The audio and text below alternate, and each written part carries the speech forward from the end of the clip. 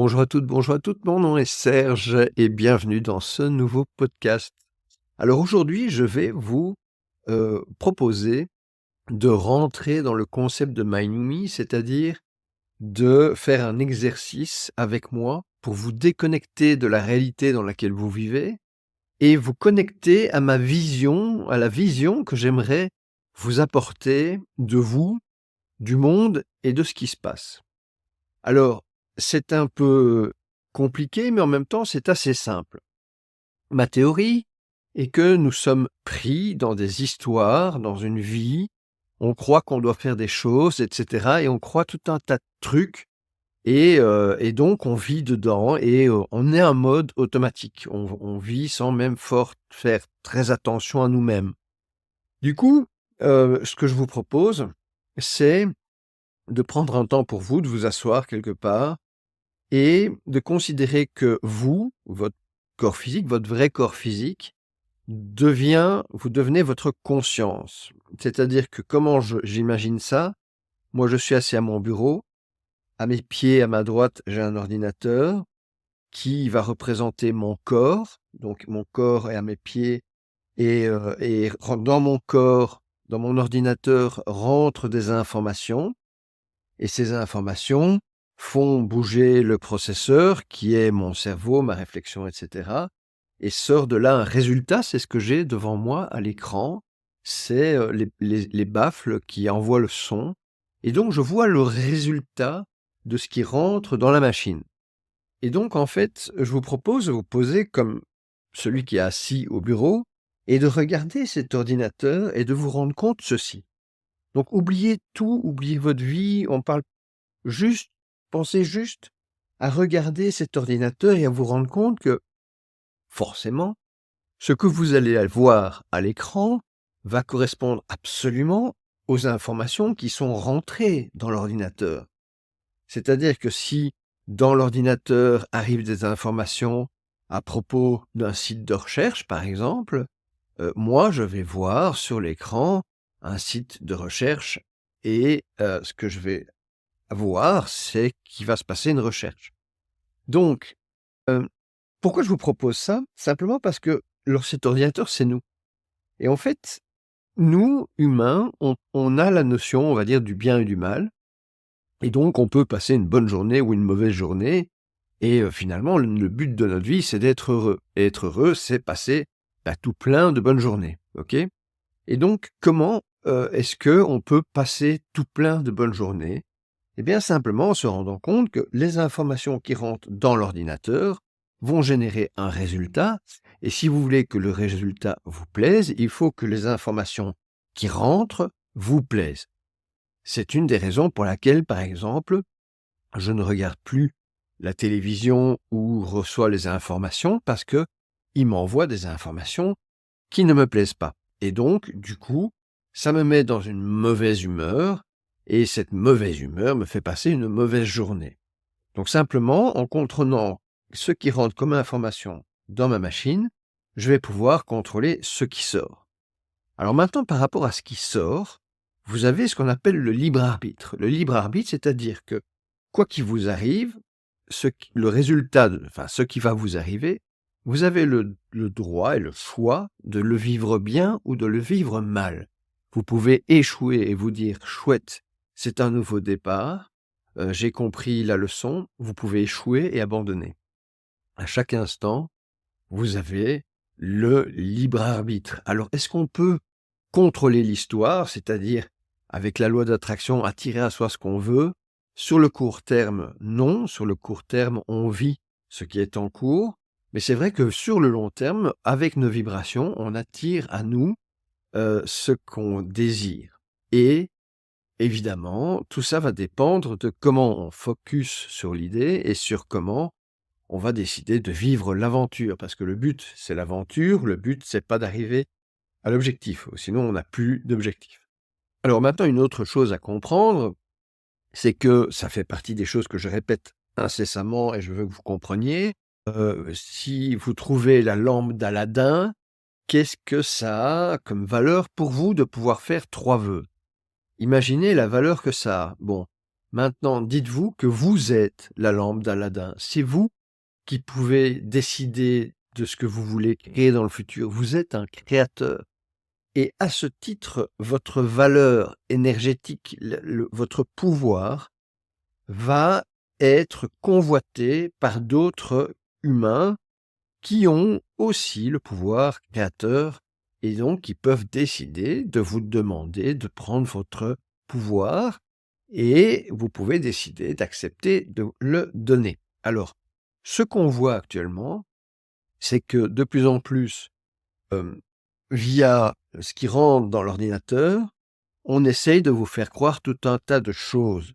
La réalité, c'est que si vous êtes assis vraiment et que vous regardez vraiment votre ordinateur, vous vous rendez compte que tous ces groupes qui font pression sur vous n'existent pas. Ils ne sont pas là dans la pièce, ils ne sont pas présents. Votre conscience voit votre corps et votre corps, et vous vous rendez bien compte qu'autour de lui, il n'y a pas de guerre, il n'y a personne qui l'attaque, il n'y a pas de gouvernement qui le poursuive, il n'y a pas les impôts qui le courent après. Tout ça n'existe pas dans le moment présent. Ce sont des informations qui rentrent dans la machine et qui font que la machine invente une histoire. Et donc, pour voler ou prendre votre pouvoir, on vous raconte des histoires via ce qui rentre dans l'ordinateur, et ça arrive via tout un tas de canaux. Le truc, c'est que il y a une façon de créer ça. Tous ceux qui veulent prendre votre pouvoir fonctionnent forcément, ils ont le leur et ils veulent prendre le vôtre, donc ça crée un groupe. Et donc, à partir du moment où on prend votre pouvoir, on vous fait appartenir à un groupe pour une raison ou une autre. Alors la raison peut être forcée, ces groupes-là ont un taux d'adhésion évidemment très difficile parce que les gens peuvent ne plus y penser, mais ils vivent grâce à la peur. Par exemple, les impôts vivent par rapport au fait que si on ne paye pas ses impôts, c'est plus grave. Donc on a une peur. Et il y a des groupes auxquels on adhère volontairement, comme par exemple une entreprise où on va décider d'y aller et de donner son pouvoir à ce groupe. Et ce groupe va nous faire des choses et on estime que c'est normal. Le seul problème, c'est qu'en faisant des choses que veut l'extérieur, donc en fait, en acceptant d'avoir votre ordinateur qui est influencé par l'extérieur, vous acceptez en fait de créer la réalité des autres. Donc au lieu de créer votre propre réalité, vous créez la réalité des autres. Pire que ça, vous avez du coup, puisque vous faites partie d'un groupe, vous n'allez plus accepter que des gens qui font partie d'un groupe, et donc vous allez devenir, on va dire, l'ennemi de l'homme libre, puisque vous n'êtes pas libre, et donc forcément vous serez jaloux de celui qui le serait, en justifiant votre acte, en disant que si vous n'êtes pas libre, c'est qu'il n'y a pas moyen d'être libre. Or, simplement, vous avez accepté de sous-traiter votre pouvoir et votre réalité à un autre qui l'exploite. Et ça, parce que vous n'avez pas accepté d'être libre, ou plus exactement, vous avez accepté de donner votre pouvoir à un autre. Donc, votre pouvoir créateur, c'est vraiment quelque chose de très, très, très important. Et c'est pour ça qu'on vit dans un monde maintenant qu'on appelle le monde de la désinformation. On dit « Ah, c'est un mensonge ». Pourquoi? Parce que, comme je vous le disais, l'acceptation au groupe est volontaire. Si, par exemple, vous vous soignez avec un médicament et que par hasard, vous apprenez que ce médicament nuit à quelqu'un que vous aimez ou il y a une mauvaise expérience avec, vous allez arrêter de le prendre parce que votre confiance est cassée. Si, vous, par exemple, vous apprenez à conduire avec une auto-école et que vous apprenez que, il y a eu 2 élèves morts, à cause de ce professeur, vous allez arrêter d'aller chez ce gars-là. Donc en fait, vous êtes toujours libre. Vous pouvez dire: «Oui, mais j'ai encore des leçons que je dois». Non, vous avez toujours été libre et donc, si vous pensez être bloqué par quelque chose, c'est par vous-même, parce que c'est, indéniable que vous pouvez arrêter de penser à quelque chose. Alors, ce que je veux apporter, c'est que cette méthode fonctionne. je sais, ça paraît bizarre, mais à partir du moment où on considère que vous êtes un humain créateur qui veut être heureux et pas un employé de telle entreprise qui doit payer un loyer, et cetera, l'histoire, si vous vous regardez comme humain, à partir du moment où vous sortez de votre tête, c'est-à-dire de votre ordinateur, les informations qui vous déplaisent, vous gardez de la place pour le processeur, pour votre cerveau, pour mettre d'autres choses. Et si le gars qui est assis consciemment se dit: «Tiens, je vais nettoyer les informations qui rentrent et je vais, mettre à la place des informations qui me plaisent, qui me rendent heureux, je vais voir à l'écran et entendre sur mes baffles des rires et de la joie parce que je l'ai choisi». Est-ce que ça veut dire que les impôts ont disparu? Est-ce que ça veut dire que, tout cet ancien monde, toutes ces anciennes infos ont disparu? Non. Elles sont toujours là, elles sont diffusées pour tous ceux qui veulent l'entendre parce que le but d'un groupe est de grandir. Donc un groupe ne s'attaque pas que à vous, il s'attaque à tout le monde.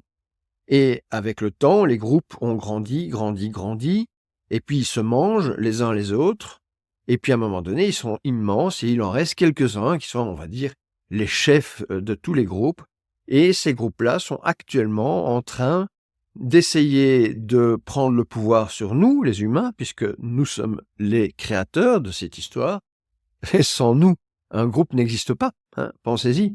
Si tout le monde maintenant décide de sortir d'un groupe en disant: «Ouais, c'est bon, on n'y pense plus, on oublie complètement, on fait comme s'il n'avait jamais existé», même si on est 10 millions à faire partir de ce groupe aujourd'hui, demain, il n'y a plus personne dedans, ce groupe a disparu. Donc l'important, c'est pas que le groupe disparaisse. L'important, c'est que ce qui vous déplaît disparaisse de votre vie. Alors pourquoi c'est important? Parce que si vous enlevez ce qui vous déplaît dans votre vie pour y mettre du bonheur, vous améliorez le bonheur moyen de l'humanité. Et donc, si tout le monde décide de faire pareil, on va augmenter le bonheur de l'humanité, sans régler ce qui nous dérange, parce que ce qui nous dérange existera toujours pour ceux qui veulent le voir. Donc, je vous invite à bien réfléchir à ça et à vous libérer de ces informations qui rentrent dans votre ordinateur et apprenez à les regarder et de vous demander si elles vous appartiennent, si c'est à vous, si c'est ça que vous voulez mettre dans votre vie. Vous n'en avez qu'une de vie, en tout cas ce coup-ci, c'est ce tour-ci, donc allez-y, jouez, amusez-vous et n'oubliez pas que dans le jeu, il y a des méchants qui essayent de manger votre énergie. Donc soyez-en conscients et réveillez-vous.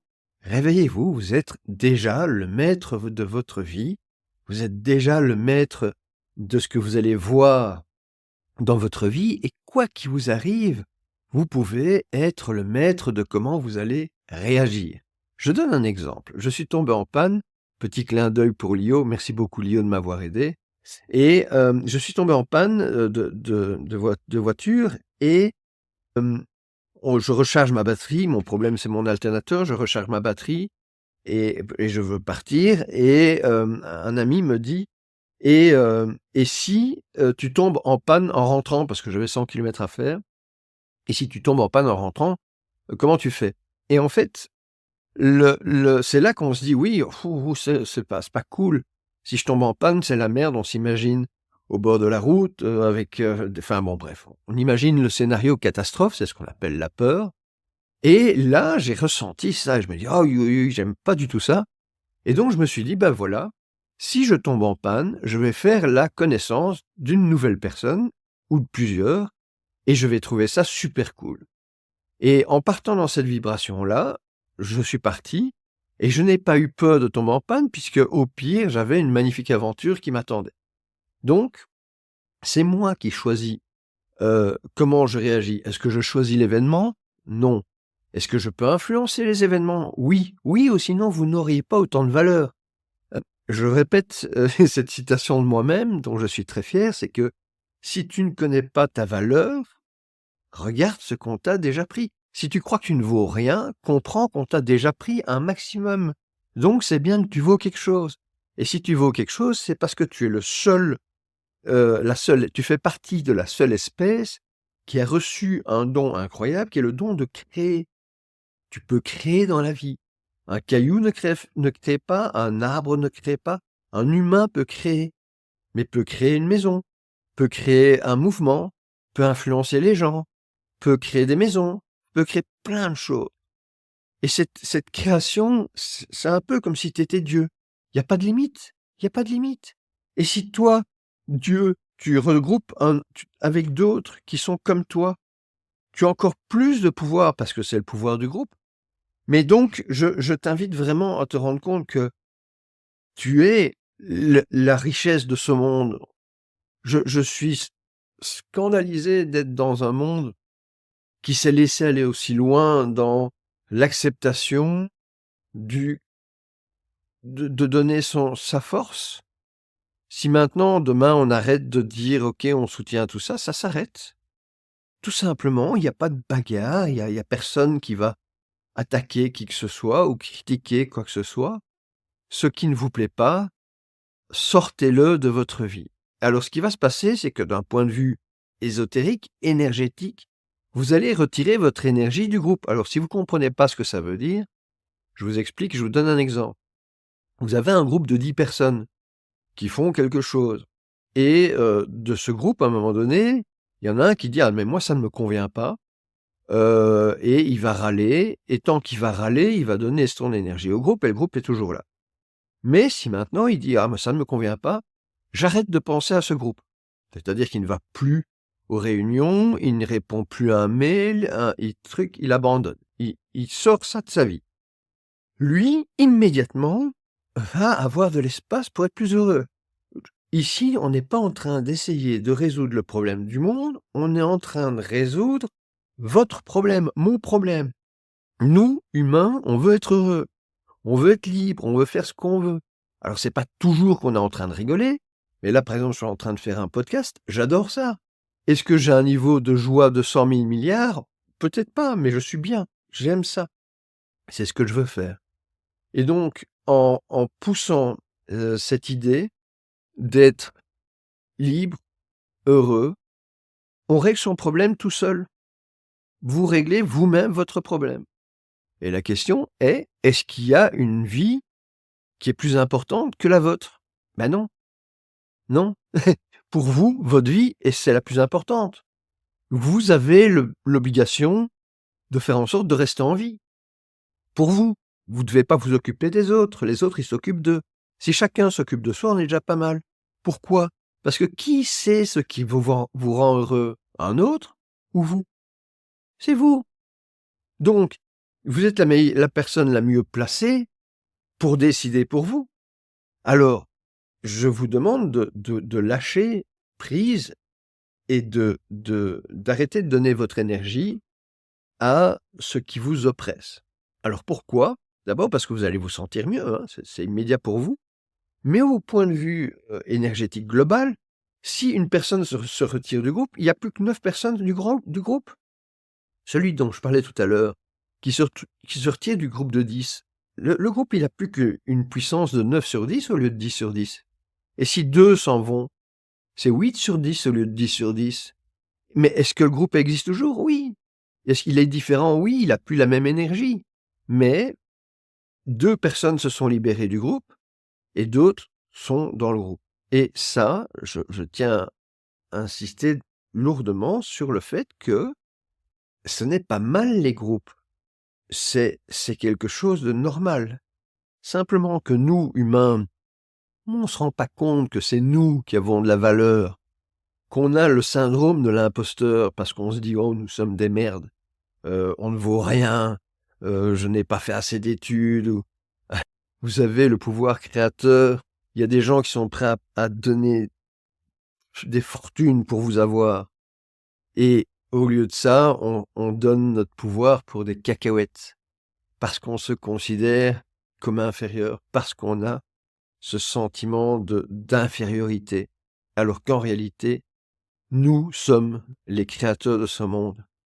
Et si vous avez un doute, regardez, on va dire, les grands esprits dominateurs de ce monde, ceux qui veulent prendre le pouvoir sur ce monde. Regardez-les, ils sont humains comme vous. Ils ont les mêmes droits que vous. Ils sont comme vous.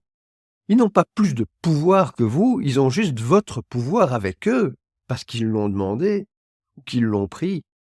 Mais ils sont comme vous, ils sont des créateurs. C'est ça qui est incroyable, c'est ça qui est beau. C'est que dans notre ennemi, quelque part, qui essaye de nous priver de notre liberté et de notre vie, on voit l'exemple même de notre pouvoir. C'est magnifique. Merci à ces gens-là de nous montrer à quel point chaque être humain est puissant. Le monde qu'on est en train de créer, quand vous allez quitter ce qui vous dérange vers ce qui vous plaît, vous allez surtout, souvenez-vous que le monde que vous devez créer ou que vous voudrez créer pour être heureux, si c'est le but, c'est des trucs avec des belles vibrations. Donc ne critiquez rien, c'est pas la peine. Ne soyez contre rien, ce n'est pas la peine, tout existe. Occupez juste de vous.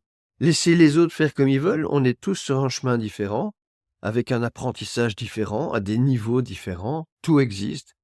Il y a des mauvais coachs, il y a des bons coachs, certains doivent passer par l'un et puis par l'autre, les coachs doivent évoluer aussi. Tout le monde est dans un petit jeu où finalement la réalité se joue au jour le jour.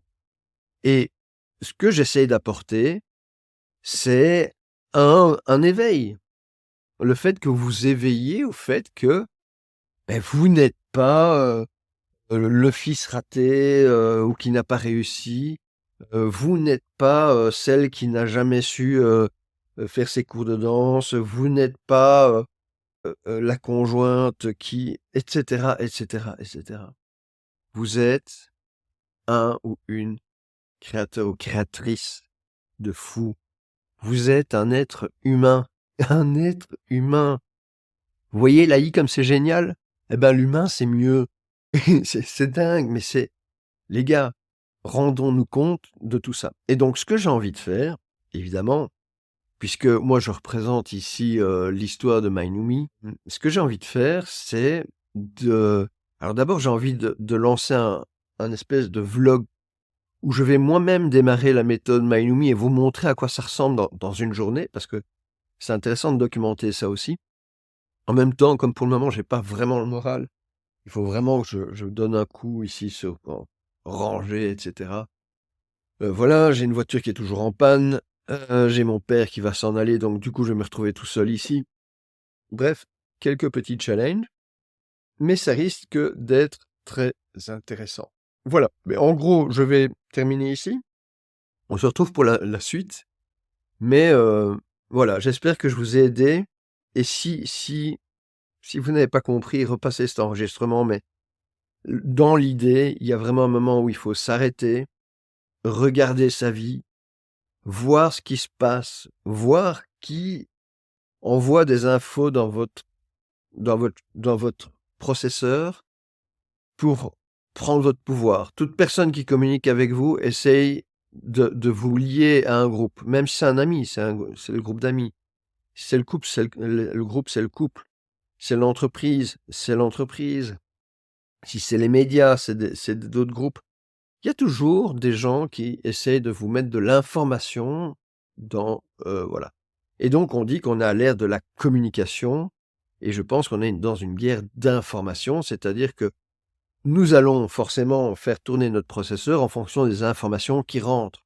Donc si quelqu'un nous dit le personnage A est vraiment, vraiment, vraiment très méchant, et qu'on entend que ça, etc., à un moment donné, on va se dire il est très méchant. Or, si ça tombe, les informations qui sont rentrées sont fausses.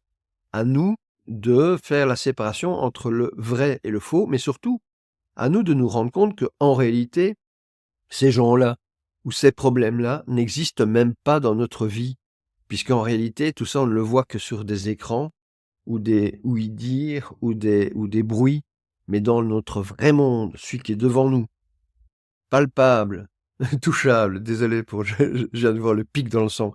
Enfin, en gros, tout ce qui est matière, tout ce qui nous entoure, tout ça n'existe pas autour de nous.